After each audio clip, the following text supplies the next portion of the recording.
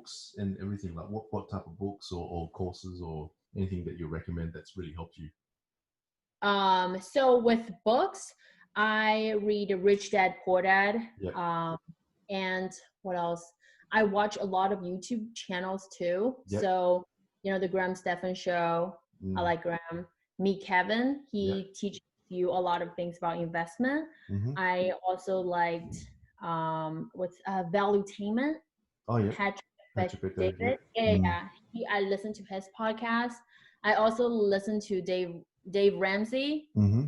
The Money, he yeah, yeah, yeah, to save yeah. money. So those are the people that I follow. Yeah, and then I also, people are saying that you're the average of 5 people that you spend the most time with. Mm-hmm. So I have 2 mentor and my broker. They're all really successful. So I Mm. like to make myself, be associated with people who are really good at what they do on Mm-hmm. like 10-20x level of where I am right now, Yeah, yeah. just so I can position myself as this is where I want to be in 5 years, or this is Mm. who I want to be in 10 years.